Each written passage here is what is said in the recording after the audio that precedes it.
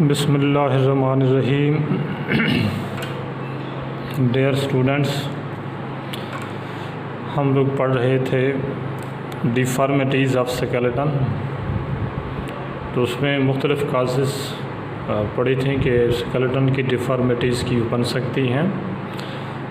तो last time मैंने कहा था कि एक्सीडेंटल काज भी हो सकता है, किसी एक्सीडेंट चोट लगने की वजह से भी ऐसा हो सकता है कि स्केलेटन में कोई एरर डिफॉर्मिटी आ जाए। अब ये डिफॉर्मिटीज़ में से एक डिफॉर्मिटी का नाम लिखा है डिस्क स्लिप, जिसे हर्निएशन भी कहा जाता है। डिस्क क्या होती है? डिस्क एक कुशन लाइक पैड सा होता है। इस कुशन लाइक पैड के दो हिस्से होते हैं। जिसे हम लोग दो हिस्सों के नाम न्यूक्लियस पल्पोसस और न्यूक्लियस एनुलस फाइब्रोसस कहते हैं। ये जो बाहर स्ट्रक्चर से मौजूद, इसे न्यूक्लियस और एनुलस फाइब्रोसस, और सेंटर में इसके मौजूद मटेरियल वो कहलाता है nucleus pulposus. Nucleus pulposus composed of an inner semi-fluid. It acts as a rubber ball to give a disc its elasticity and compressibility. ये डिस्क को elasticity और compressibility प्रोवाइड करता है। ये डिस्क इस तरह से है कि ये एक वर्टिब्रा, फिर उसके बाद एक और वर्टिब्रा, इन दो वर्टिब्री के दरमियान में ये कैसे कुशन लाइक पैड सा मौजूद होगा। ये सेंटर में पैड की तरह का ये स्ट्रक्चर, ऐसे कुशन लाइक स्ट्रक्चर मौजूद होगा। इस कुशन पैड को हम लोग कह रहे हैं इंटरवर्टिब्रल डिस्क। और उसके दो हिस्से, बाहर वाला एनुलस फाइब्रोसस और central nucleus pulposus. Inner semi fluid होता है, रबड़ बॉल की तरह काम करता है। It provides elasticity and compressibility. और annulus fibrosus it form an outer ring of the cartilage. It holds the successive vertebrae together. दो मुख्तलिफ वर्टिब्री को इकट्ठे रखने में भी इसका बड़ा किरदार होता है। डिस्क क्या काम करती है? ये डिस्क इसलिए मौजूद है, it acts as shock absorber. तो ये एक शॉक अब्जॉर्बर के तौर पर काम करती है। ड्यूरिंग वॉकिंग, जंपिंग, रनिंग चोट लगने से बचाती है। और it provides ability to lesser extent to bend laterally. और किसी हद तक ये लेटरल यानी राइट या लेफ़्ट साइड की तरफ बेंड करने में बॉडी को मदद देती है। अब हर्निएशन की काजेज़ क्या होती हैं, कैसे क्यों होती है हर्निएशन? तो herniation is caused by severe or sudden physical trauma, अचानक या शदीद किस्म की चोट लगने की सूरत में, टू स्पाइन, कमर पर, ठीक है, वर्टिब्रल कॉलम, बैकबोन, रीढ़ की हड्डी को चोट लगती है तो ऐसे हो सकती है disc slip. For example, from bending forward while lifting a heavy object. जब कोई बहुत भारी किस्म के चीज़ को उठा रहे हो, बॉडी आगे को झुक कर उठा रहे हैं, तो it may result into herniation or the disc slip. अब herniated disc usually involves the rupturing of annulus fibrosus followed by protrusion of spongy nucleus pulposus। ऐसे है कि herniated disc के दौरान कि डिस्क के बाहर एनुलस फाइब्रोसस रप्चर होता है। It is followed by protrusion of spongy nucleus pulposus, और न्यूक्लियस पल्पोसस प्रोट्रूड्स आउट कर आता है। अब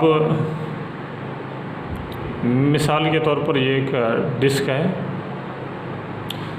इस डिस्क के न्यूक्लियस पल्पोसस ऐसे बल्ज आउट हो आएगा, सेमी फ्लूइड सा।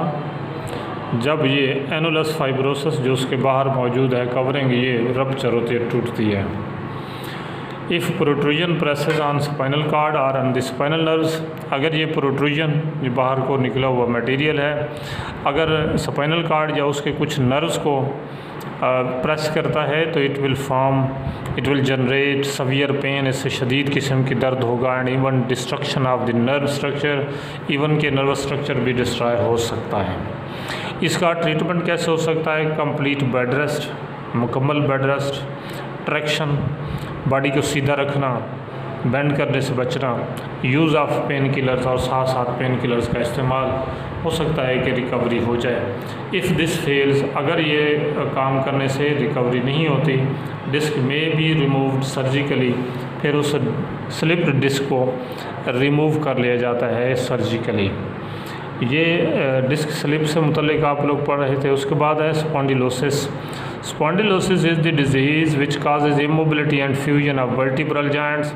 ये वो बीमारी है जिसमें वर्टिब्रल जॉइंट्स यानी वर्टिब्रल कॉलम में मौजूद वर्टिब्री के दरमियान जो जोड़ होते हैं वो आपस में फ्यूज़ हो जाते हैं। इस तरह से बॉडी की मोबिलिटी ख़त्म हो जाती है, विच काजेज इमोबिलिटी, उससे मोबिलिटी ख़त्म, हरकत ख़त्म, क्योंकि वो बेंडिंग की प्रॉपर्टी ख़त्म हो जाती है। और इसके अलावा एक और डिज़ीज़ लिखी है शर्टिका।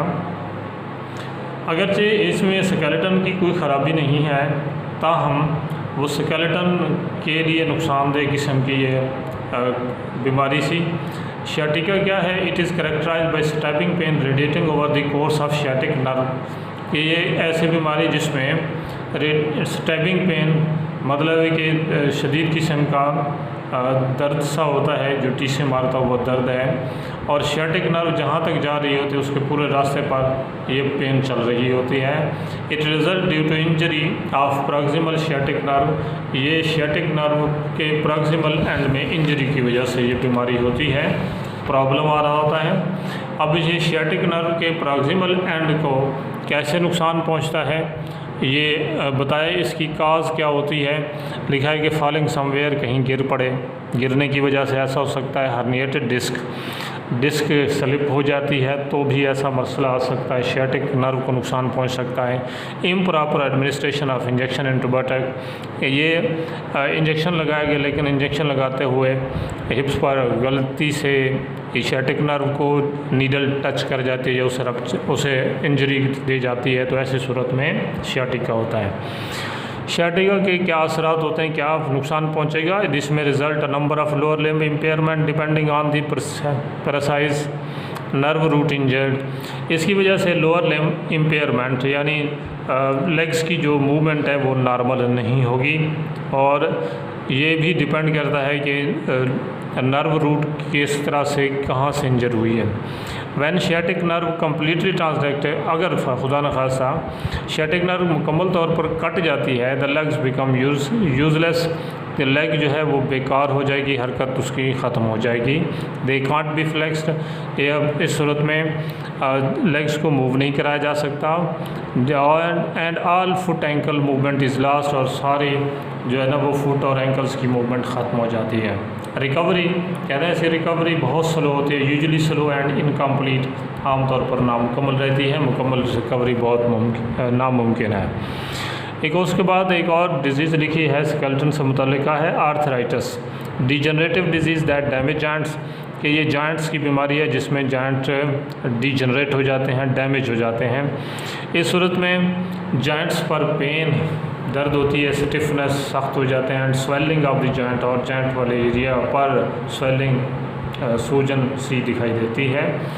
दो फॉर्म है, एक्यूट फॉर्म हो सकती हैं, क्रोनिक। तो एक्यूट फॉर्म आमतौर पर बैक्टीरियल इन्वेजन का नतीजा होते हैं, और उनका इलाज एंटीबायोटिक्स के इस्तेमाल से किया जा सकता है। और दूसरी हैं क्रोनिक फॉर्म्स। क्रोनिक फॉर्म्स की सूरत में वो 3 टाइप की हो सकती हैं, ऑस्टियोआर्थराइटिस, रोमेटॉइड आर्थराइटिस और गाउटी।